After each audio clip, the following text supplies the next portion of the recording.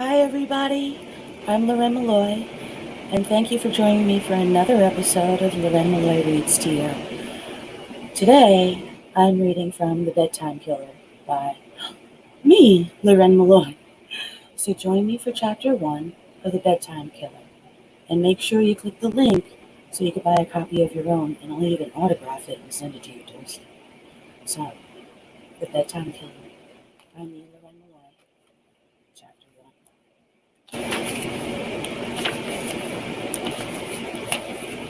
No one ever notices the landscaper. Sometimes you'll hear, "The landscapers are here," but that's it. No one follows the guys around. We're allowed in every backyard without a thought. No one wants to get to know who cuts their grass. No one asks their landscapers about their families. We come in, do our job, and leave. No one cares or misses us when we're gone. No one pays enough attention to even remember how many guys showed up to mow their lawns. No one ever pays attention to how many guys leave their property either. If the racket has stopped, the long guys must be gone. It's always the same reasoning, and it's always the same level of interest. That's why I chose this profession. No one ever notices the landscapers. I could have been at one of these rich people's houses for hours, cutting the grass, trimming and edging the bushes, clearing weeds. Still, they never notice me. Money is always left in a designated location. Barbecues, under doormats, mailboxes, anywhere that the customer thinks is safe as long as they don't have to mingle with lowly landscapers like me. It's amazing how little people ever notice me. I could be right outside their bathroom window watching their teenage daughter trim her hedge while I trim the hedges outside that same bathroom window. She doesn't notice me watching her lather up in the shower, but I notice her. Oh, yes, how I notice her. The hedges came out particularly choppy that first day. The owners never noticed, and I didn't care. He thought, sitting in his work truck staring at his client's house. It was perfect for him. They are always too busy to notice a lowly landscaper. Horace spent many days standing outside customers' windows. He loved his alone time with his ladies. That's what he called his lovers. He learned their schedules so he could time out which houses would have the best shows for Horace's viewing pleasure. He loved shower time. Summer in Georgia equaled a lot of showers, and as long as he left the lawnmower running in the background, no one could hear him moaning outside their windows. Each time he got alone with one of his ladies was priceless to him. He was so honored they all worked together to allow such a seamless schedule. He knew his ladies loved him. They loved to please him with their shows and displays of affection. His lovers knew exactly how he liked it, too. They all knew that for him to be satisfied, they needed to act like they don't know he was there. They need to just let him watch the very intimate things they do during the day, such as showering, exercising, and even getting dressed and undressed.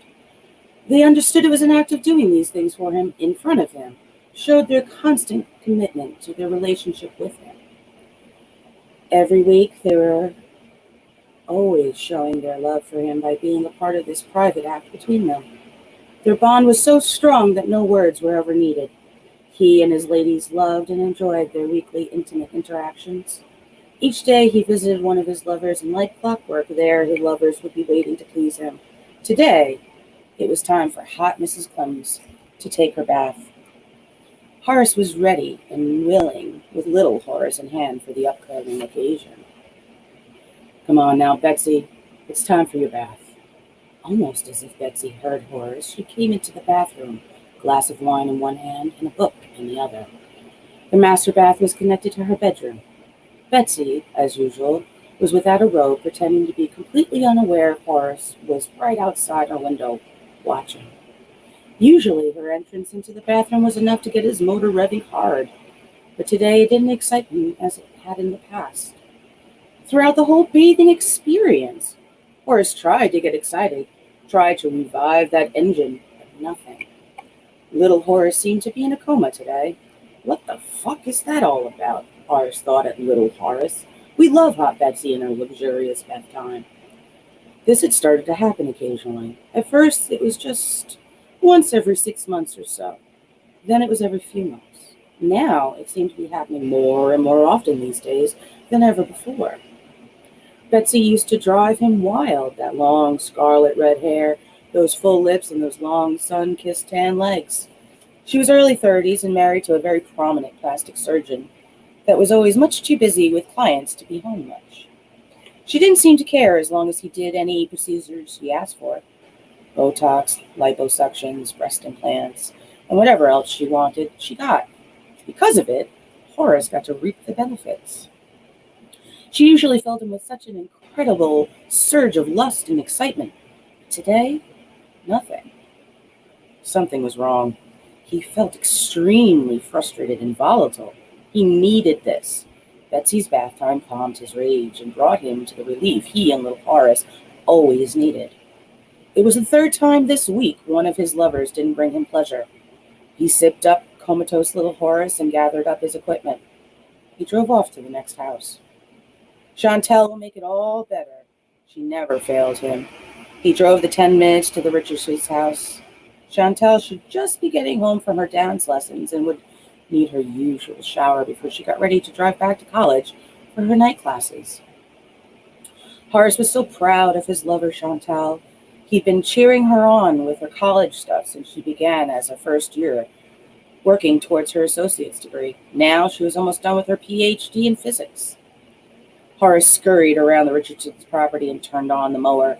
He climbed the trellis to her second-story window where he always perched and got lost in his Chantal.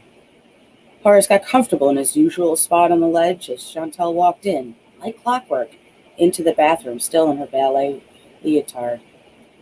As she peeled the outfit off and undressed in front of his eyes, he waited for his usual chill of lust to shiver down his body. Nothing happened. Horace froze. Damn it, not again! Not with Chantal, Horace thought, fueled by pure frustration. Chantal stood in front of her long, full-length mirror, staring at a young, supple, naked body. Horace was usually very pleased with himself at least once by now, but little Horace seemed to be determined to stay in a coma. Not one of his ladies excited him today. Horace zipped up and quickly left as he was no longer able to hide his anger at the comatose little Horace. He was so angry, so frustrated, he started to punch his steering wheel over and over again, screaming obscenities at it. As he drove home in his rusted maroon pickup truck to his tiny squalor of a place, he started to think, maybe he just needed to take their relationship to the next level. That's what it is. He just needed to get closer and more intimate with his lovers. An image of a dirty, sleazy-looking caravan on the side of a dark, desolate highway flashed into his mind so violently it hurt and made him lightheaded. Horace shook his head, trying to clear the feeling from him. He blinked several times to clear his vision before starting to drive again. The thing that happened at a stop sign, Horace thought. That was Chapter 1 of The Bedtime Killer by me, Loren Molloy. Would you like to hear more? Please leave a comment in the comment section, and I will be reading more from this book and many others. Please check out all my videos and subscribe to my channel, as you can see down below. Make sure you click that subscribe button. Make sure you click that on for notifications so that when I go live, you can join me. And please, like always, I hope you have a wonderful day, a wonderful evening. Stay safe. Happy horrors. Until next time.